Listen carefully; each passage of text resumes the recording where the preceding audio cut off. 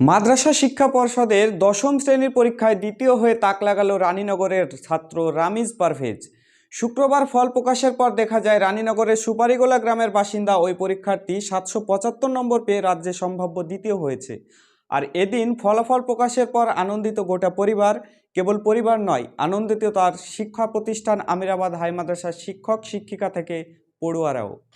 বাবা গৃহশিক্ষক, কোনো ক্রমে টেনে টুনে চলে সংসার, কিন্তু ছেলের লেখাপড়ার জন্য কখনো কার্পণ্যতা করেননি বাবা রহিমউদ্দিন।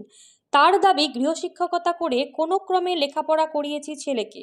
ও যে মেধাবী তালিকায় থাকবে সেটা আশা করেছিলাম, কিন্তু একেবারে দ্বিতীয় স্থান পাবে তেমনটা ভাবেননি তিনি। পারভেজ ভবিষ্যতে ডাক্তার হতে চায়, কিন্তু তার সেই চাওয়া কতটা পূরণ হবে সময়ই বলবে। কারণ লেখাপড়ার জন্য যে খরচ প্রয়োজন সেটা চালানো তার বাবার পক্ষে কতটা সম্ভব তা নিয়ে সন্দেহ আছে তার পরিবার থেকে রামিজের নিজেরও। যদিও তার বাবার দাবি, যে কোনো প্রকারই হোক ছেলের উচ্চশিক্ষা চালিয়ে যাব। এইরকম ভাবে র্যাঙ্ক করবে ভাবতে পেরেছিলেন কখনো? হ্যাঁ, আমি প্রথম থেকেই আশাবাদী ছিলাম, কেননা আমার ছেলে প্রথম থেকে ক্লাস 1 থেকেই প্রথম স্থান অধিকার করে।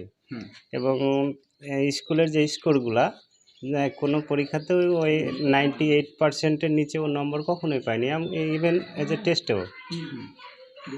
স্বাভাবিক কারণে আমাদের আশা ছিল, মানে আমার আশা ছিল আর কি, যে ও ভালো র্যাঙ্ক করবে, এটা আমার দৃঢ় বিশ্বাস ছিল। এবং সে আমার প্রত্যাশা মতোই সে র্যাঙ্ক করেছে, ভালো লাগছে আমার।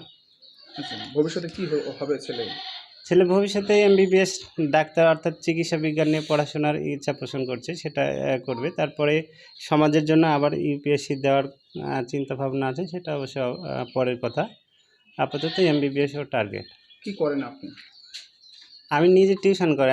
আমি একজন হচ্ছে যে কি টিউশনের শিক্ষক। তার সঙ্গে সঙ্গে ওই আমার একটা ছোট্ট দোকান আছে সুপারিগোলার মোড়ে।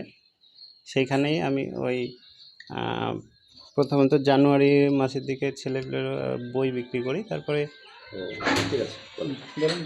তারপরে আবার হচ্ছে যে কি ওই কিছু ওষুধপত্র, মানে গ্রামীণ চিকিৎসক হিসাবে কিছু ওষুধপত্র রেখেছি ওই দোকানের মধ্যে। এক কথায় যেভাবে মানে সংসারটা টেনে নিয়ে যাওয়ার জন্য, আমি ব্যক্তিগতভাবে MA পাস করার পরেও যেহেতু কোনো কাজ পাইনি, তাই সংসারটা চালানোর জন্য যা করার দরকার তাই করি। আচ্ছা, ব্যাপারটা হচ্ছে এমনি কি আপনার ছেলে তো কবে থেকে আল আলাম মিশনে আমি ওই 5ম শ্রেণীতেই ভর্তি করেছিলাম। আর তার সাথে সাথে আমিরাবাদ হাই মাদ্রাসাতেও ওই একই সময়ে ভর্তি করেছিলাম। আমিরাবাদ হাই মাদ্রাসাতে মাঝে মাঝে যখন বাড়িতে থাকতো, মিশন ছুটি থাকলে সেই অবস্থাতে হয়তো যেত। আর মেনলি ওখানেই আলাম মিশনের হোস্টেলেই থেকে পড়াশোনা করতে। ছেলেকে পড়াশোনা করাতে কোনো রকম আপনার আর্থিক দিক থেকে কোনো আর্থিকভাবে আমাদের তো অবশ্যই অবস্থা খুব ভালোই নয় বলতে গেলে। স্বাভাবিক কারণে আমার ওই আলাম মিশনের মানে এক্ষেত্রে অবদান সবচাইতে বেশি, কেননা তারা 10ম শ্রেণী পর্যন্ত আমার ছেলের কাছে মাত্র মাসে 2000 টাকা করে নিত, যে কারণে আমার পড়াশোনা, হ্যাঁ আবাসিকে, যে কারণে আমার পড়াশোনা করানোটা সম্ভব হয়েছে। কি নাম আপনার? আমার নাম রহিমউদ্দিন। ছেলের বাবা আপনি? আমি ছেলের বাবা। রহিমউদ্দিন, নম্বর 775 আউট অফ 800। Out of 800, 775। রাজ্যে কত নম্বর স্থান অধিকার করবে? দ্বিতীয়। কোথা থেকে পড়াশোনা করতে? রামনগর আলাম মিশনে থাকতাম, আর আমিরাবাদ হাই মাদ্রাসা থেকে রেজিস্ট্রেশন ছিল। আচ্ছা, দিয়ে তারপরে এই যে রেজাল্ট হওয়ার পর কেমন লাগছে? খুবই ভালো লাগছে। কখন দেখলে রেজাল্ট? 2টার সময় যখন সাংবাদিক সম্মেলন হয়, মানে পর্ষদের লোকেরা যখন সাংবাদিক সম্মেলন করে তখন জানতে পারি। আচ্ছা, এই যে আশা করেছিলে যে লাইভটা তোমার নাম এরকম জায়গাতে আসবে? আসলে সব কিছু তো প্রত্যাশা মতো হয় না। আশা করেছিলাম যে ভালো একটা রেজাল্ট হবে, হয়তো বা টপ 10-এর মধ্যে থাকবো, কিন্তু সেকেন্ড বা এরকম কিছু আশা করি। সেকেন্ডে তো টপ 10-এর মধ্যেই পড়ে, মানে এতটা বেশি। আচ্ছা, মানে মুর্শিদাবাদ জেলাতে কিংবা এতে ভেবেছিলে নাকি টপ 10-এ? ওটাই, মুর্শিদাবাদ জেলাতে না রাজ্যের প্রথম 10-এর মধ্যে, কিন্তু একেবারে 1-2 এরকম পজিশন। আচ্ছা, মানে দ্বিতীয় স্থান অধিকার করবে এরকম ভাবতে পারোনি কখনো?